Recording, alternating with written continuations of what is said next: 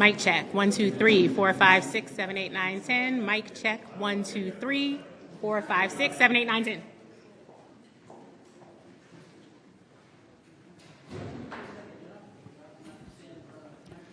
I'm waiting for your very positive responses, people. We got everybody? Just moments ago on the House floor, we passed by overwhelming numbers the ability to keep government open for the next 6 weeks. We've got to understand why we are here. The Senate has produced not one appropriation bill through the floor. The House, more than 70% of discretionary spending has now passed. I do not believe our troops need to be punished for us not getting the work done. So I ask Congress, we'll stay in session the next 2 weeks, continue to work to get this done. But you cannot look the men and women in our military in the eye and ask them why they are not going to be able to pay their bills because the Senate hasn't done their work. Look, I know a lot of you always ask me all the negative questions. I'm sure every bet you had was government was going to shut down. I don't know how many times you're going to count us out. But if there's one thing you should start understanding, not just that I'll never give up, but I'm a type of conservative that wants to get things done. It's easy to be a conservative that wants to do nothing. But I believe America wants to find the conservative that can make government work efficiently, effectively, and accountable. And that's exactly what we're doing in our appropriations process. In the wasteful spending, in the wokeism, but most importantly, secure our border. Our president, who never once talked to any of us during this challenge of the government shutting down. He watches night after night how thousands of people cross this border illegally because of his policies. The largest number ever in the last month. For 50 years, he has been in elected office. He has been to more dinners with Hunter Biden's business partners than he has gone to the border. Things has got to change. Our border has to be secure. We've got to end the wasteful spending to end the inflation that he has created. And that's exactly what we'll do and exactly what we are doing when we put our commitment to America to work. With that, let me introduce an amazing team up here, from our leader to our whip to our conference chair to all those members who worked so hard. And let me tell you, today wasn't the choice we wanted to have. We tried to pass the most conservative stopgap measure possible. We had members from all sides of the aisle work on it. We put it on the floor, but unfortunately, we didn't have 218 Republicans that would vote for that to help us secure the border then. But today, we're able to move forward to make sure we can challenge that. And one of our best leaders out here is our majority leader, Steve Scalise. Hey, thank you, Mr. Speaker. And today the House came together to do our jobs to continue this battle. And believe me, this is not the end. This is the beginning of a continued fight to secure our border, to get government spending under control, and to get our economy back on track. And that means for the next 45 days, we're going to be working through the remaining issues. As the Speaker talked about, starting Monday, we're coming back here in the House to continue the appropriations process. The House has now passed over 70% of government funding in the appropriations bills. We've passed those bills over to the Senate. The Senate has taken up 0 appropriations bills that they've passed. So it's time for the Senate to start doing their job. It's time for the appropriations process to keep moving forward. The House is going to keep moving forward with the remaining appropriations bills. All the bills that are still out there, both sitting to come to the floor, there are 2 that are still in committee. All those are going to be moving in the next few weeks. Starting Monday, we will be back here working on those remaining appropriations bills. But as I will remind everybody, over these last few days, you saw the House pass over 70% of funding of government appropriations bills to the Senate with the priorities of the House to address our border crisis, to address getting our economy back on track, to get our military focused on the threats that are posed by countries like China. And so that focus will continue. Our work will continue. There is a lot of work left to be done. There's another 45 days. That doesn't mean that what just happened today ends. That means these next 45 days, we're going to be busy working here in the People's House. It's time the Senate do that same aggressive form of work. And it's long past time that Joe Biden get engaged in this process as well. He opened the southern border. He created a mess that has riveted the entire nation to the point where Republican mayors, Democrat mayors who are switching to Republican because they're fed up with the open southern border and the damage it's causing not just to our southern border, the damage it's causing to every community in America who is now a border town, because they're seeing the deaths from the fentanyl overdose.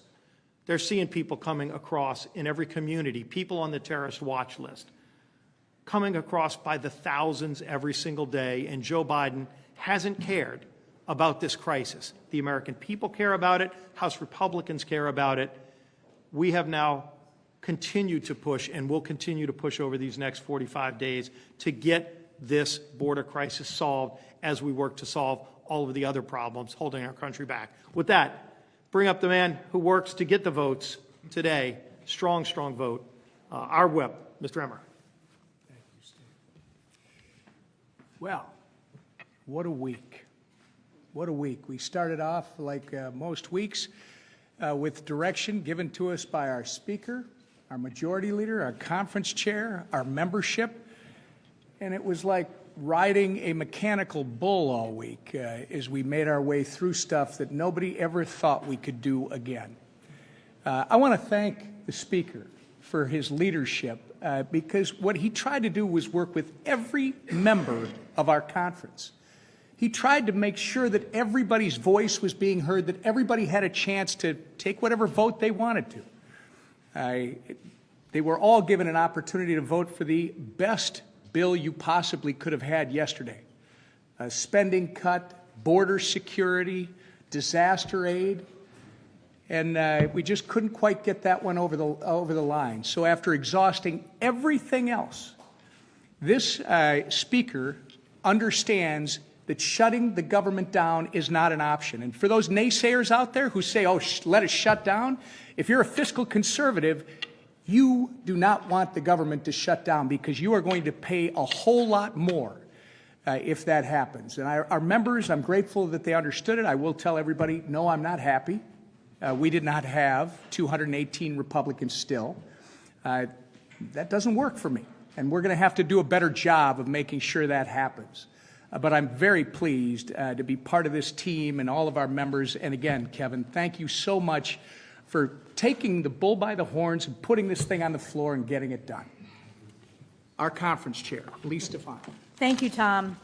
As we face this challenge, Joe Biden, Chuck Schumer, House Democrats showed zero leadership. House Republicans will continue to step up to lead. Under the leadership of our Speaker, this leadership team, but most importantly, all the members of the House Republican Conference, we get the job done and deliver on behalf of the American people, keeping the government open and, importantly, continuing the appropriations process to be good stewards of taxpayer dollars. And this was despite House Democrats' attempts to delay, to obstruct, and to even pull the fire alarm to stop this important vote from happening. We're going to continue to stand up on behalf of the American people, and despite being underestimated every week, we see you every single week and you underestimate us, we will continue to get the job done on behalf of our constituents across America. And I'm proud to turn it back over to the Speaker of the House, Kevin McCarthy. I was really appalled of watching Democrats' actions today, to delay it, to get to a shutdown. But when we found that an individual elected to Congress would pull a fire alarm, that's a new low. We watched how people have been treated if they've done something wrong in this Capitol. It'll be interesting to see how he is treated on what he was trying to obstruct when it came to the American public. With that, I look forward to your very open and optimistic questions that you have been asking this entire time. So let's turn to CNN. I've been praying for you. Well, as you know, there's threat of your speakership has been hanging over you for some time, and especially if you rely on Democratic votes here, and Democrats just have to carry this across the finish line. Do you expect to rely on Democratic votes if the vote to vacate comes up? Will you need Democrats to keep you in the speakership? Okay, can we now realize what the question was and realize what has happened today? We were within a few hours of government shutting down, where the military would not be paid, where the border would not be paid. They talked about FAA having problems because only the House has passed a bill and the Senate has not. It's been I imagine on his network he probably had a shutdown clock on. The Senate stymied of what they can do. All of that has now been waved away. And the only question CNN has for me today was whether I'm worried about someone making a motion to vacate against me. No, it was whether you rely on Democratic votes. No, let's understand what the bill was. We put a bill on the floor in suspension. So there's no bill that can pass with one party or the other. When are you guys going to get over that it's all right that you put America first? That it's all right if Republicans and Democrats join together to do what is right? If somebody wants to make a motion against me, bring it.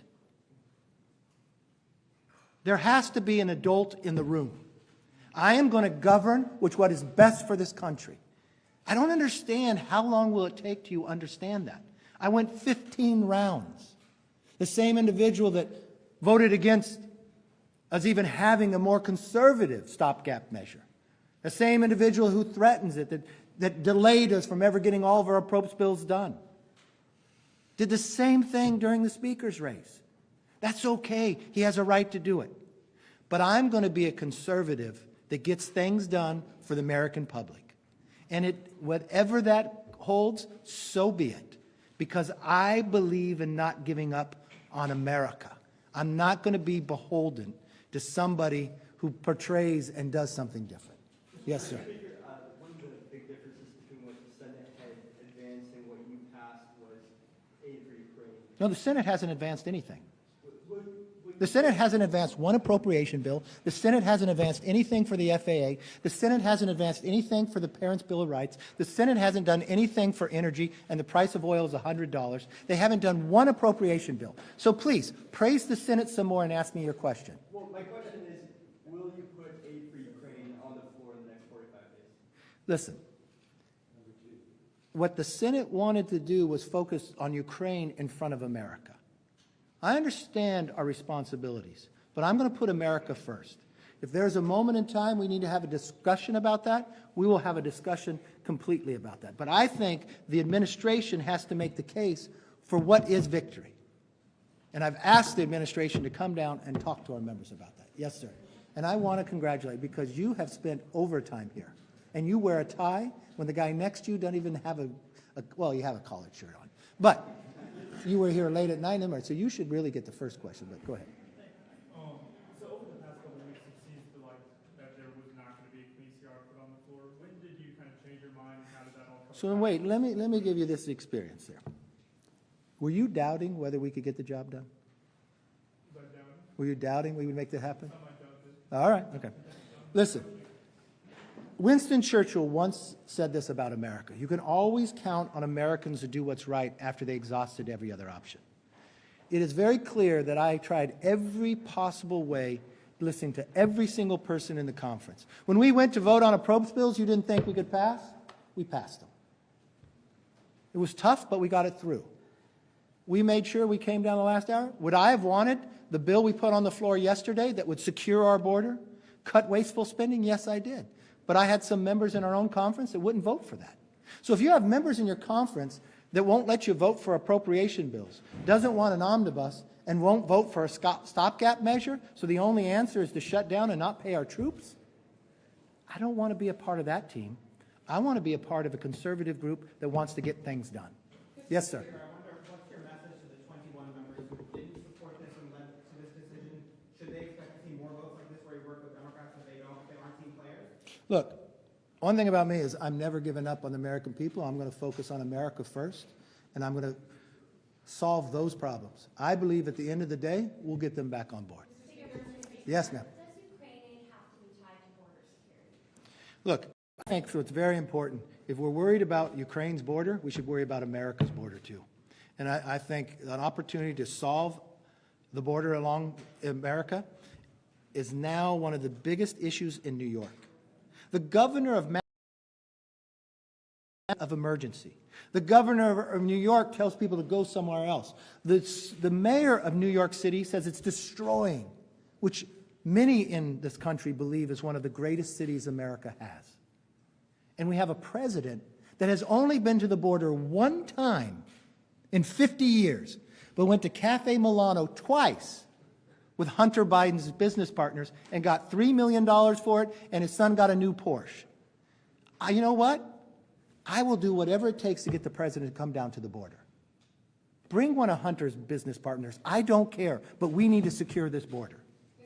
Yes, sir. You talked a little bit about the right that you would vote for anything. Have you learned anything about your confidence in those 20 or so people and handling them going forward? It's a daily basis. You've watched for 9 months. I hope they learn from me that I won't give up, and they'll know I'll keep fighting. So it's better that we all come together. When we all come together, we're much stronger. I've watched what we've been able to achieve so far. Think for one moment. When Washington, D.C. wanted to decriminalize almost every single crime, we united. The Senate said they wouldn't get up. We had 172 Democrats vote against it. We had the president say he'd veto it, and he ended up signing it. We went and heard parents across the country. They'd get arrested when they'd go to a school board meeting simply because they wanted to talk about what was happening. We passed the Parents' Bill of Rights. We ended the pandemic when they said the Senate wouldn't take it up and the president wouldn't sign it. We passed the most conservative border security bill in the history of Congress. We passed an energy bill that would make us energy independent and create more jobs, lower inflation.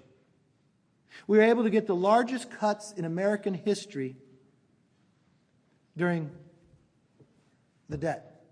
We were able to cut more than $2 trillion, get work requirements that the president said would be a red line, get NEPA reform for the first time in 40 years, and put a provision in that would put a 1% cut across the board if the House and Senate doesn't do their job.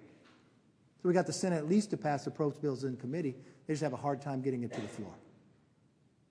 So the one thing I've learned is get things done, bring others along, and look, I welcome those 21 back in, and we would get a better and more conservative bill if they would simply vote with us.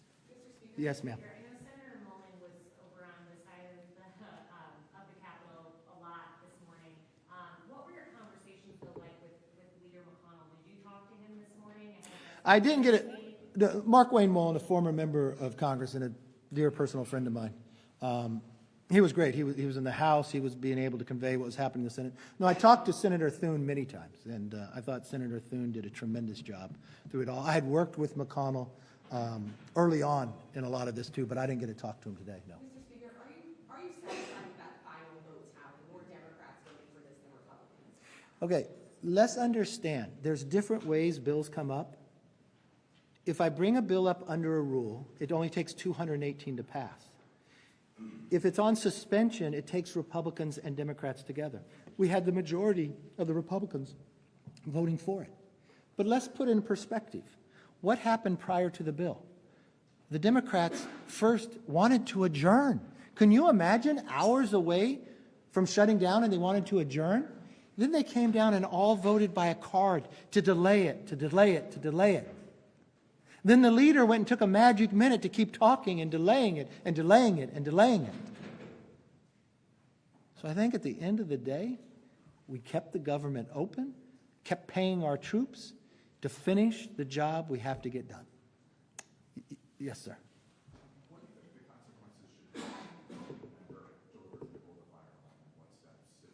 You know, I think ethics should look at this, but this is serious. When you think of how other people are treated when they wanted to come in and change the course of what was happening in this building. And did he deny he did it when it's on tape? And I'm going to have a discussion with the Democratic leader about it, but this should not go without punishment. This is an embarrassment. You're elected to be a member of Congress. You pulled a fire alarm in a minute of hours before the government being shut down, trying to dictate that government would shut down?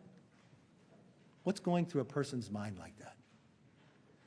But we will find the right ability to deal with this. Yes? Just on the Ukraine, what can you say to people in Kiev? Do you still stand by them? Do you support Yes. Yes, I do. And what Russia has done is wrong, but I believe in whatever we do, we have to define what victory is and what the plan is. And I think what the White House needs to do is come down and talk with us and lay it out where we have a part of it say as well. Yes, ma'am. Also on Ukraine aid, what does more than half of the conference voting against $300 million into Ukraine earlier this week mean for the prospects of giving billions more to Ukraine? That is training money. I think there's a frustration across America that sees this president ignoring America's border and more concerned about somewhere else. I truly believe if he would focus on America, we'd be in a stronger place. Yes, ma'am. Speaker, the appropriations bills you have passed have very steep spending cuts that the Senate is not likely to accept. So 45 days, what are you going to do to make sure you don't end up? Okay, can you tell me what bills in the Senate, in the appropriations they passed? Has the Senate passed any bills? Yes or no?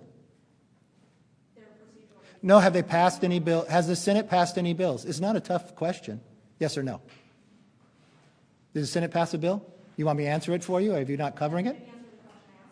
I can answer it any way I want. You have a right to ask me a question, but I have a right to answer it. So are you embarrassed because the Senate hasn't passed any bill? Is that why you won't answer it, or do you not know the answer to the question? The answer to the question is the Senate is a different body than the House. The House has a right to act and have a say in the direction they want.